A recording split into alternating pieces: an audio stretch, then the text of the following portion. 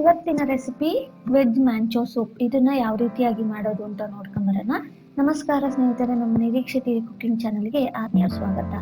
ಈ ಚಳಿಗಾಲದಲ್ಲಿ ತುಂಬಾ ಆರೋಗ್ಯಕರವಾದಂತಹ ವೆಜ್ ಮ್ಯಾಂಚೋ ಸೂಪ್, ಇದನ್ನ ತುಂಬಾ ಈಸಿಯಾಗಿ ದೈಡೈರಾಗಿ ಮನೆಯಲ್ಲೇ ಯಾವ ರೀತಿ ಮಾಡೋದು ಅಂತ ನೋಡೋಣ.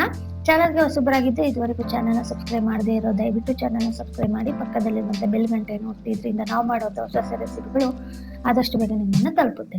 ಬನ್ನಿ ಈಗ ರೆಸಿಪಿನ ಮುಂದುವರಿಸೋಣ. ಇಲ್ಲಿ ಮೊದಲು ನಾನು ನೂಡಲ್ಸ್ನ ಬೇಯಿಸ್ಕೊಂಡ್ಬಿಟ್ಟು ಅದನ್ನ ಈಗ ತೆಗೆದಿಟ್ಕೊಂಡಿದ್ನಿ. ಈಗ ಅದಕ್ಕೆ ನಾನು ಒಂದು 2 ಸ್ಪೂನ್ ಅಷ್ಟು ಕಾರ್ನ್ ಸ್ಟಾರ್ಚನ್ನು ಹಾಕೊಂಡ್ಬಿಟ್ಟು ಚೆನ್ನಾಗಿ ಮಿಕ್ಸ್ ಮಾಡ್ಕೊಳ್ತಾ ಇದ್ದೀನಿ. ಯಾಕೆಂದ್ರೆ ಇದು ಕ್ರಿಸ್ಪಿ ಆಗ್ಬೇಕಲ್ಲ, ಆ ಕಾರಣಕ್ಕೋಸ್ಕರ ಸ್ವಲ್ಪ ನಾನು ಈ ಕಾರ್ನ್ ಸ್ಟಾರ್ಚ್ ಅನ್ನು ಹಾಕೊಂಡ್ಬಿಟ್ಟು ಅಂದ್ರೆ ಕಾರ್ನ್ ಫ್ಲೋರ್ನ ಹಾಕೊಂಡ್ಬಿಟ್ಟು ಕ್ಲೀನಾಗಿ ಮಿಕ್ಸ್ ಮಾಡ್ಕೊಳ್ತಾ ಇದ್ದೀನಿ. ಈಗ ಇದನ್ನ ನಾನು ಎಣ್ಣೆಯಲ್ಲಿ ಫ್ರೈ ಮಾಡ್ಕೊಳ್ತೀನಿ. ಅಂದ್ರೆ ಇದು ಕ್ರಿಸ್ಪಿ ಆಗ್ಬೇಕು, ಆ ರೀತಿಯಾಗಿ ನಾನು ಎಣ್ಣೆಯಲ್ಲಿ ಫ್ರೈ ಮಾಡ್ಕೊಳ್ತೀನಿ. ಇದನ್ನ ನಾವು ಏನ್ ಮಾಡ್ತೀವಿ, ಕೊನೆಯಲ್ಲಿ ಸೂಪ್ ಮೇಲೆ ಡೆಕೋರೇಷನ್ಗೆ ಯೂಸ್ ಮಾಡ್ಕೊಂಡ್ರೆ ಮ್ಯಾಂಚೋ ಸೂಪಲ್ಲಿ ಸಾಮಾನ್ಯವಾಗಿ ನಾವು ಮೇಲಿಂದ ಹಾಕೊಳ್ತೀವಿ. ನೋಡ್ತಾ ಇದ್ರೆ ಈ ರೀತಿಯಾಗಿ ಅದು ಗರಿ ಗರಿ ಆಗ್ಬೇಕು, ಆ ರೀತಿಯಾಗಿ ನಾವು ಫ್ರೈ ಮಾಡ್ಕೊಳ್ಬೇಕು.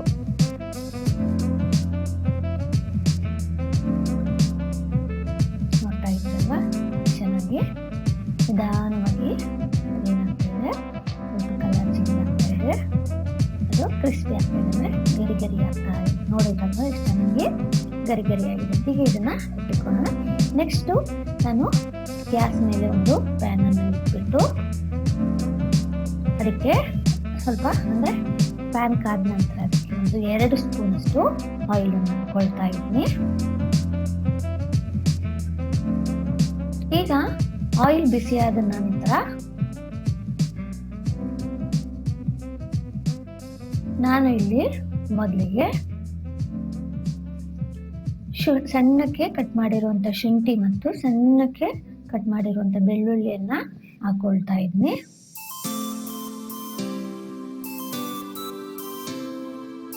ಚೆನ್ನಾಗಿ ಇದನ್ನ ಫ್ರೈ ಮಾಡ್ಕೊಳ್ಬೇಕು. ಫಸ್ಟಿಗೆ ಇದನ್ನೆಲ್ಲವನ್ನು ಚೆನ್ನಾಗಿ ಫ್ರೈ ಮಾಡ್ಕೊಳ್ಬೇಕಾಗುತ್ತೆ. ಈ ರೀತಿಯಾಗಿ ಅದರಲ್ಲಿ ಹಸಿ ವಾಸನೆ ಫ್ರೈ ಮಾಡಿ ಇದಾದ ನಂತರ ನಾನು ಒಂದು ಗ್ರೀನ್ ಚಿಲ್ಲಿಯನ್ನು ಸಣ್ಣಗೆ ಕಟ್ ಮಾಡಿಕೊಂಡಿದ್ದೆ, ಅದನ್ನು ಸಹ ಹಾಕೊಂಡ್ಬಿಟ್ಟು ಚೆನ್ನಾಗಿ ಫ್ರೈ ಮಾಡ್ಕೊಳ್ತೀನಿ. ನಂತರ ಒಂದು ಮೀಡಿಯಂ ಸೈಜು ಆನಿಯನ್ನ ಸಣ್ಣಗೆ ಚಾಪ್ ಮಾಡ್ಕೊಂಡಿದ್ದೆ, ಅದನ್ನು ಹಾಕೊಂಡ್ಬಿಟ್ಟು ಚೆನ್ನಾಗಿ ಫ್ರೈ ಮಾಡ್ಕೊಳ್ತಿದ್ರೆ ಎಲ್ಲಿರೋ ಹಸಿ ವಾಸನೆ ಎಲ್ಲರೂ ಆ ರೀತಿಯಾಗಿ ಇದನ್ನು ನಾವು ಫ್ರೈ ಮಾಡ್ಕೊಳ್ಬೇಕು. ಈ ಈರುಳ್ಳಿಯಲ್ಲಿರುವಂಥ ಹಸಿ ವಾಸನೆ ಎಲ್ಲರೂ ಜಾಸ್ತಿ ತಂದರೆ ನಾವು ಅಂದರೆ ಒಂದು 2 ನಿಮಿಷಗಳ ಕಾಲ ಚೆನ್ನಾಗಿ ಫ್ರೈ ಮಾಡ್ಕೊಳ್ಬೇಕು. ಒಂಚೂರು ಕಲರ್ ಚೇಂಜ್ ಆಗ ನಂತರ ಇನ್ನೂ ಚೇಂಜ್ ಆಗೋದಲ್ಲ, ಚೂರು ಕಲರ್ ಚೇಂಜ್ ಆಗೋದವರು ನಾವು ಇದನ್ನು ಚೆನ್ನಾಗಿ ಫ್ರೈ ಮಾಡ್ಕೊಳ್ಬೇಕು.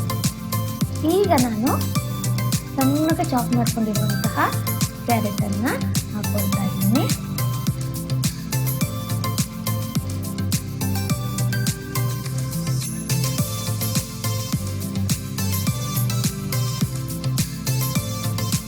ನಂತರ ಇಲ್ಲಿ ನಾನು ಸಣ್ಣಗೆ ಚಾಪ್ ಮಾಡ್ಕೊಂಡಿರುವಂಥ ಬೀನ್ಸನ್ನು ಸಹ ಇಲ್ಲಿ ಹಾಕೊಳ್ತಾ ಇದ್ದೀನಿ. ಎಲ್ಲವನ್ನು ನಾವು ಚೆನ್ನಾಗಿ ಫ್ರೈ ಮಾಡ್ಕೊಳ್ತಂದ್ರೆ ಇವು ಕ್ರಂಚಿ ಆಗಬೇಕು, ಆ ರೀತಿಯಾಗಿ ನಾವು ಫ್ರೈ ಮಾಡ್ಕೊಳ್ಬೇಕು. ಇವನ್ನೆಲ್ಲ ಇವು ಅಂದರೆ ಲೋ ಫ್ಲೇಮಲ್ಲೇ ಇಟ್ಕೊಂಡು ನಾವು ಇದೆಲ್ಲವನ್ನು ಫ್ರೈ ಮಾಡ್ಕೊಳ್ಬೇಕು. ನಂತರ ಒಂದು ಯೆಲ್ಲೋ ಕಲರ್ ಕ್ಯಾಪ್ಸಿಕಮ್ ಇತ್ತು, ಅದನ್ನು ಸಹ ಸಣ್ಣಗೆ ಕಟ್ ಮಾಡ್ಕೊಂಡಿದ್ದೆ, ಅದನ್ನು ಸಹ ಹಾಕೊಳ್ತಾ ಇದ್ದೀನಿ.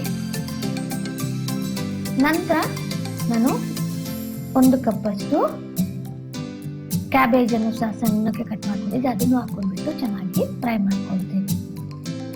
ಇವೆಲ್ಲವನ್ನು ಸಹ ನಾವು ಚೆನ್ನಾಗಿ ಫ್ರೈ ಮಾಡ್ಕೊಳ್ಬೇಕಂದ್ರೆ ನಾವು ಫ್ರೈ ಮಾಡ್ಕೊಳ್ಬೇಕು. ಇದನ್ನ ಲೋ ಫ್ಲೇಮಲ್ಲೇ ಇಟ್ಕೊಂಡು ನಾವು ಫ್ರೈ ಮಾಡ್ಕೊಳ್ಬೇಕಾಗುತ್ತೆ. ಆವಾಗ ಮಾತ್ರ ಇದನ್ನ ನಾವು ಚೆನ್ನಾಗಿ ಕ್ರಂಚಿಯಾಗಿ ಫ್ರೈ ಮಾಡ್ಕೊಳ್ಳೋಕ್ಕೆ ಸಾಧ್ಯ ಆಗೋದು. ನೋಡ್ತಾ ಇದ್ದೀರಲ್ವಾ, ನಿಧಾನಕ್ಕೆ ಇದು ಸ್ವಲ್ಪ ಕ್ರಂಚಿ ಆಗ್ತಾ ಇದೆ, ಅಂದರೆ ಕಲರ್ ಚೇಂಜ್ ಆಗ್ತಾ ಇದೆ.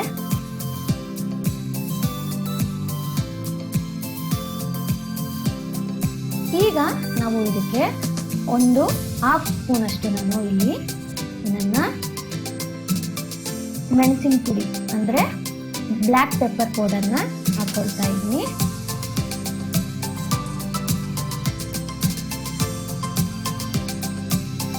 ನಂತರ ನಾವು ರುಚಿಗೆ ತಕ್ಕಷ್ಟು ಈ ಉಪ್ಪನ್ನು ಹಾಕ್ಕೊಳ್ಬೇಕಾಗುತ್ತೆ. ಈಗ ಮತ್ತೆ ಇದನ್ನು ಚೆನ್ನಾಗಿ ಮಿಕ್ಸ್ ಮಾಡ್ಕೊಳ್ತೀನಿ. ನಾವು ಹಾಕಿರುವಂಥ ಬ್ಲ್ಯಾಕ್ ಪೆಪ್ಪರ್ ಪೌಡರ್ ಉಪ್ಪು ಎಲ್ಲ ಚೆನ್ನಾಗಿ ಮಿಕ್ಸ್ ಆಗಬೇಕು. ಆ ರೀತಿಯಾಗಿ ಒಂದ್ಸತಿ ಮಿಕ್ಸ್ ಮಾಡ್ಕೊಳ್ತೀನಿ. ನಂತರ ನಾನು ಇಲ್ಲಿ 2 ಸ್ಪೂನಷ್ಟು ಸೋಯಾ ಸಾಸ್ನ ತಗೊಂಡಿದ್ದೀನಿ, ಅದನ್ನು ಹಾಕೊಳ್ತಾ ಇದ್ದೀನಿ. ನಂತರ 1-1.5 ಸ್ಪೂನಷ್ಟು ನಾನಿಲ್ಲಿ ಟೊಮೊಟೊ ಸಾಸ್ನ ತಗೊಂಡಿದ್ದೀನಿ, ಅದನ್ನು ಸಹ ಹಾಕೊಳ್ತಾ ಇದ್ದೀನಿ. ಎಲ್ಲದನ್ನು ಹಾಕೊಂಡ್ಬಿಟ್ಟು ಈಗ ಚೆನ್ನಾಗಿ ಮಿಕ್ಸ್ ಮಾಡ್ಕೊಳ್ತೀನಿ. ಇದೆಲ್ಲದು ಚೆನ್ನಾಗಿ ಮಿಕ್ಸ್ ಆಗುತ್ತೆ. ಆ ರೀತಿಯಾಗಿ ನಾವು ಚೆನ್ನಾಗಿ ಮಿಕ್ಸ್ ಮಾಡ್ಕೊಳ್ಳೋಣ. ನೋಡ್ತಾ ಇದ್ದೀರಲ್ಲ ಎಷ್ಟು ಚೆನ್ನಾಗಿದೆ ಅಂತ. ಈಗ ನಾನು ಇದಕ್ಕೆ ಸ್ವಲ್ಪ ಅಂದ್ರೆ 1 ಸ್ಪೂನಷ್ಟು ವಿನಿಗರ್ ಅನ್ನು ಹಾಕೊಂಡ್ಬಿಟ್ಟು ಚೆನ್ನಾಗಿ ಮಿಕ್ಸ್ ಮಾಡ್ಕೊಳ್ತೀನಿ.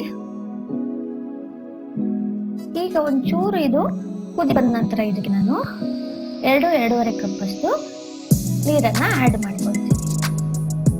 ಕಾಣಿಸ್ತಾ ಇದೆಯಲ್ವಾ? 2-2.5 ಕಪ್ ಅಷ್ಟು ನಾನು ನೀರನ್ನ ಆಡ್ ಮಾಡ್ಕೊಳ್ತೀನಿ.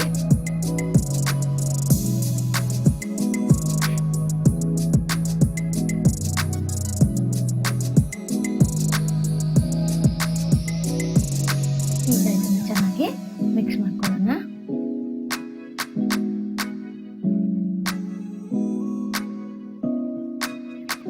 ಇದು ನಿಧಾನಕ್ಕೆ ಏನ್ ಬರಬೇಕು, ಕುದಿಯಕ್ಕೆ ಶುರು ಆಗಬೇಕು. ಈ ರೀತಿಯಾಗಿ ನೋಡ್ತಾ ಇದ್ದಲ್ವಾ, ನಿಧಾನಕ್ಕೆ ಇದು ಕುದಿಯಕ್ಕೆ ಶುರು ಆಗ್ತಾ ಇದೆ.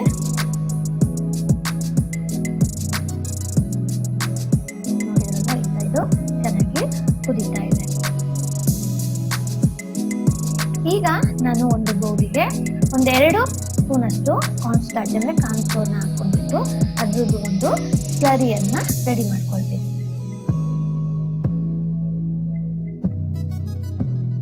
ಈಗೆಲ್ಲ ಇದನ್ನ ಹಾಕೊಂಡ್ಬಿಟ್ಟು ಸ್ವಲ್ಪ ನೀರನ್ನು ಹಾಕೊಂಡ್ಬಿಟ್ಟು ಇದರ ಒಂದು ಸ್ಲರಿಯನ್ನ ರೆಡಿ ಮಾಡ್ಕೊಳ್ಬೇಕು. ಚೆನ್ನಾಗಿ ಮಿಕ್ಸ್ ಮಾಡ್ಕೊಂಡು ಕಾರ್ನ್ ಸ್ಟಾರ್ಚ್ ಸ್ಲರಿ ರೆಡಿ ಆಗಿದೆ.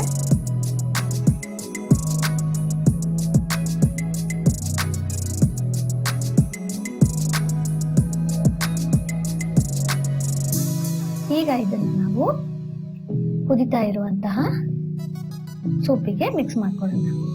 ಯಾಕೆಂದ್ರೆ ಈ ಕಾರ್ನ್ ಸ್ಟಾರ್ಚ್ ಸ್ಲರಿ ಹಾಕೊಳ್ಳೋದ್ರಿಂದ ಸ್ವಲ್ಪ ಥಿಕ್ನೆಸ್ ಬರುತ್ತೆ ಅನ್ನೋ ಕಾರಣಕ್ಕೋಸ್ಕರ ಇದನ್ನ. ಯಾಕೆಂದ್ರೆ ಕುದಿತಾ ಮತ್ತೆ ನೀರು ಬಿಡಕ್ ಶುರು ಆಗುತ್ತೆ, ಅದರಿಂದ ಸ್ವಲ್ಪ ಈ ಕಾರ್ನ್ ಸ್ಟಾರ್ಚ್ ಸ್ಲರಿ ಹಾಕೊಂಡ್ರೆ ಸ್ವಲ್ಪ ಥಿಕ್ನೆಸ್ ಬರುತ್ತೆ. ಆ ಕಾರಣದಿಂದ ಇದನ್ನ ಹಾಕೊಂಡ್ಬಿಟ್ಟು ಚೆನ್ನಾಗಿ ಒಂದ್ ಸ್ವಲ್ಪ ಹೊತ್ತು ಕುದಿಸ್ಬೇಕು. ನೋಡಿದ್ರಲ್ಲ ಚೆನ್ನಾಗಿ ಕುದಿಯಕ್ಕೆ ಶುರು ಆಗ್ತಾ ಇದೆ. ನೋಡಿದ್ರಲ್ವಾ ಎಷ್ಟು ಚೆನ್ನಾಗಿ ಈ ವೆಜ್ ಮ್ಯಾಂಚೋ ಸೂಪ್ ಅನ್ನ ಈಸಿಯಾಗಿ ಮನೆಯಲ್ಲಿ ಮಾಡ್ಕೊಂಡು ಹೋಗೋದನ್ನ ನೋಡಿದ್ರಲ್ವಾ. ಈಗ ಇದು ರೆಡಿ ಆಗಿದೆ.